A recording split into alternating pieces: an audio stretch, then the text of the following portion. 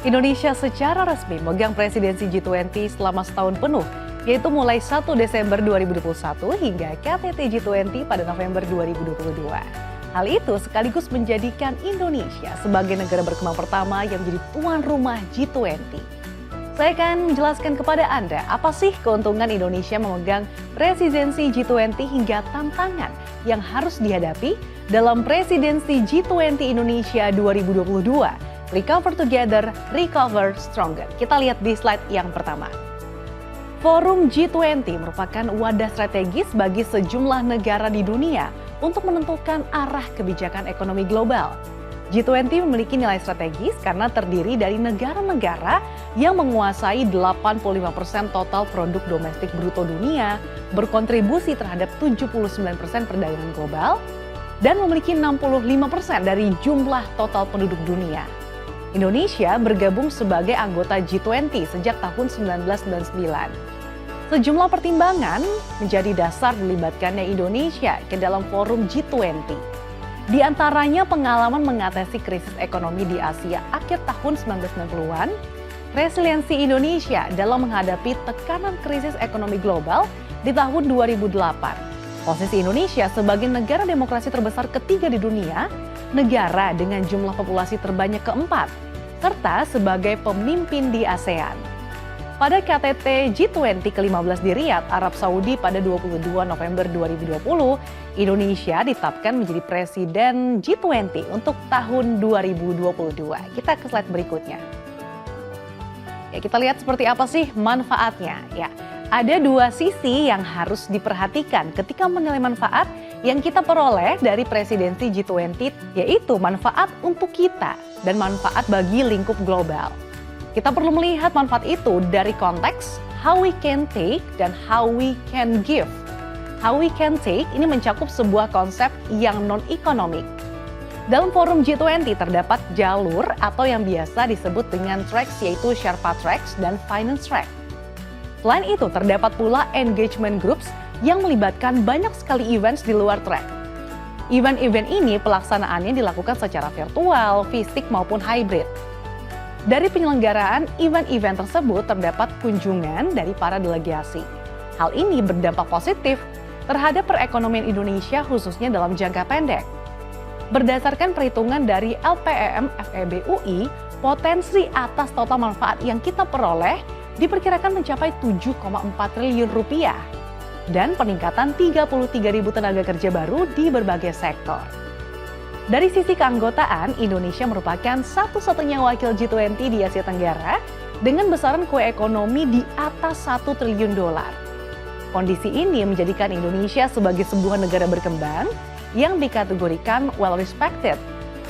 Selain itu, respon global terhadap kemampuan Indonesia dalam menangani pandemi COVID-19 ternyata cukup bagus. Hal ini terlihat dari ruang lingkup harmonisasi kebijakan, yaitu antara kebijakan fiskal, kebijakan regional dengan daerah, dan pengendalian risiko fiskal dalam menangani pandemi COVID-19. Showcasing keberhasilan Indonesia mengatasi pandemi COVID-19 kepada dunia global merupakan benefit buat kita. Selanjutnya, Indonesia juga memiliki kesempatan untuk menunjukkan ke lingkup global terkait keberhasilan infrastruktur. G20 merupakan forum yang powerful yang bisa menggerakkan sumber daya global.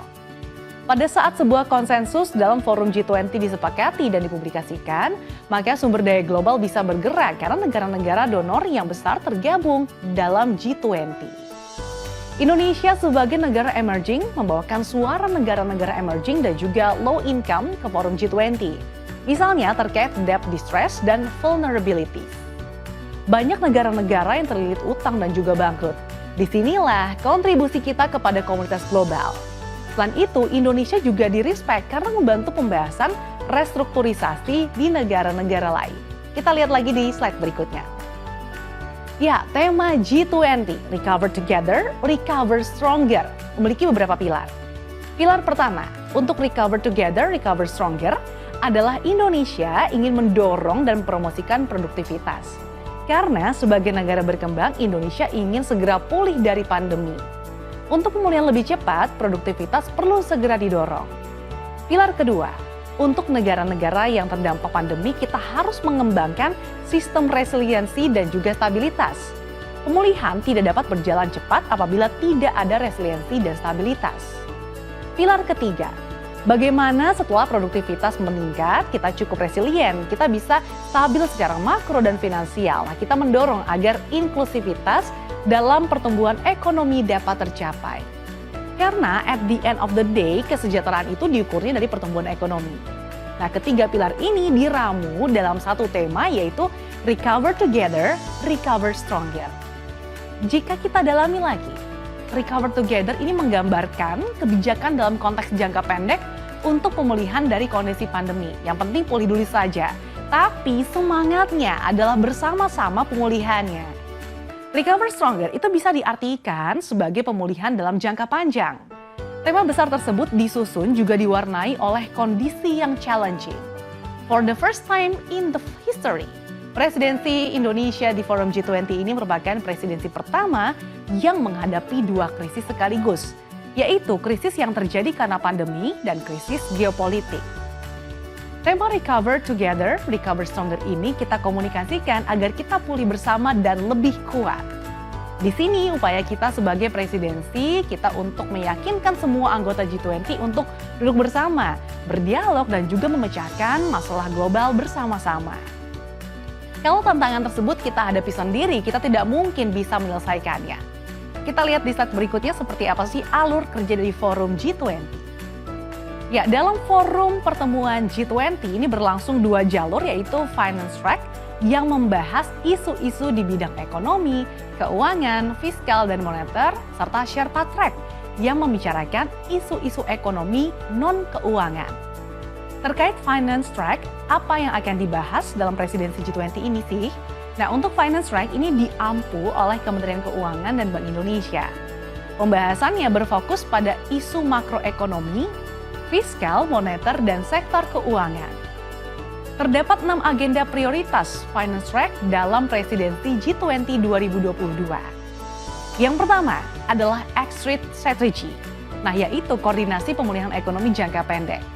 Yang kedua, bagaimana addressing scaring effect, yang mengobati luka pandemi untuk jangka menengah dan jangka panjang. Luka pandemi ini adalah menurunnya investasi, meningkatnya pengangguran, bangkrutnya korporasi, serta isu ekonomi lainnya. Nah, yang ketiga, payment system. Ini membahas mengenai standar pembayaran lintas batas negara, serta pengembangan central bank digital currency. Yang keempat, sustainable finance. Jadi bagaimana kebijakan fiskal mendorong transisi menuju ekonomi rendah karbon. Yang kelima, financial inclusion. Bagaimana memanfaatkan open banking untuk mendorong produktivitas dan mendukung ekonomi dan keuangan yang inklusif. Dan yang terakhir, perpajakan internasional. Nah, utamanya terkait bagaimana sih policy perpajakan untuk perusahaan multinasional yang beroperasi lintas negara. Nah, di Sherpa Track terdapat 11 pengampu, jadi masing-masing memiliki agenda yang perlu dibahas berdasarkan topik yang relevan bagi kementerian lembaga terkait. Pembahasannya lebih bernuansa sektor, di antaranya pembangunan, pendidikan, kesehatan, ketenagakerjaan, ada juga energi, lingkungan dan perubahan iklim, pertanian, ekonomi digital, anti korupsi, perdagangan, investasi industri, pariwisata, dan pemberdayaan perempuan. Nah, kedua jalur ini akan leading to summit.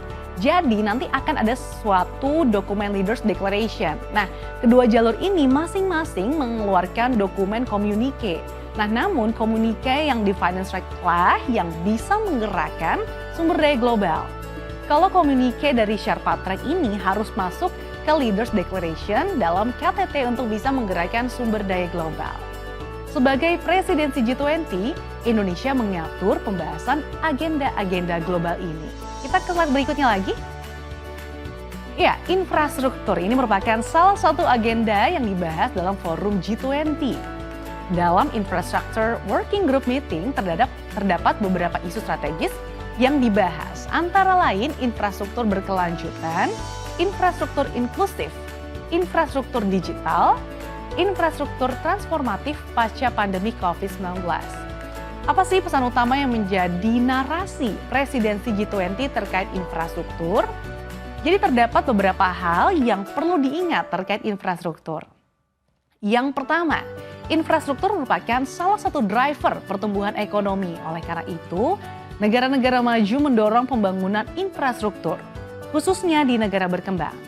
Yang kedua, harus comply terhadap global standard dalam pembahasan infrastruktur di G20. Nah, terdapat juga platform GI Hub yang awalnya diinisiasi oleh Australia. Platform ini bertujuan untuk memastikan penyusunan policy infrastruktur, khususnya di negara berkembang yang sudah cukup robust, termasuk bagaimana skema pembiayaannya. Mengingat kebutuhan pembiayaan yang cukup besar, maka tentunya pembangunan infrastruktur tidak mungkin mengandalkan sumber dana dari pemerintah semata. Dan untuk meningkatkan investasi infrastruktur yang berkelanjutan, swasta perlu dilibatkan, baik yang di dalam maupun luar negeri.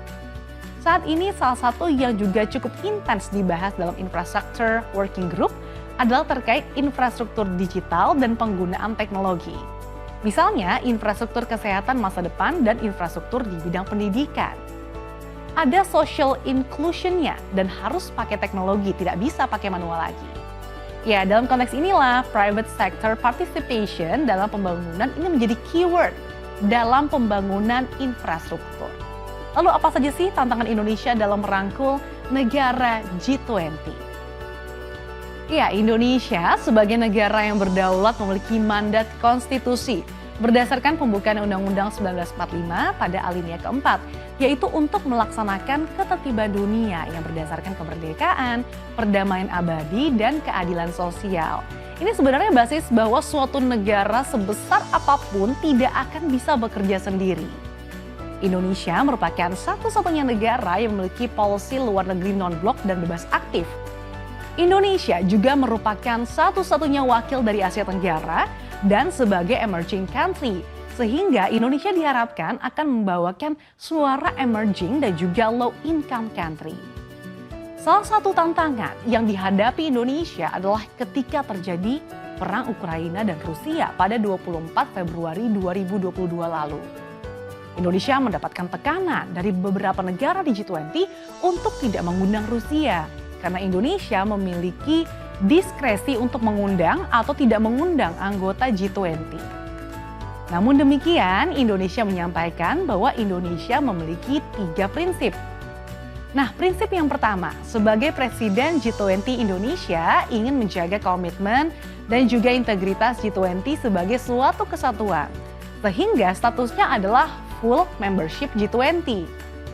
Nah, yang kedua, Indonesia menyampaikan dan meminta kepada semua anggota G20 bahwa agenda-agenda G20 adalah agenda global yang menyangkut kepentingan-kepentingan bersama dan bahwa negara-negara G20 lain ini perlu membantu Indonesia merealisasikan agenda-agenda global ini.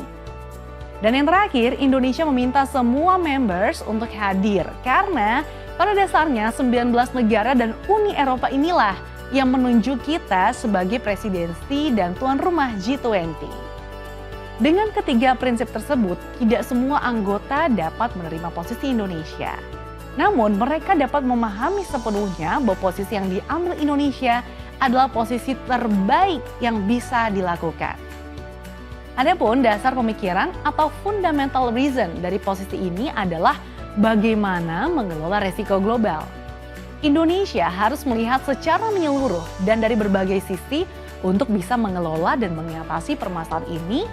Di satu sisi, war is one thing, but di sisi lain, pandemic is another thing.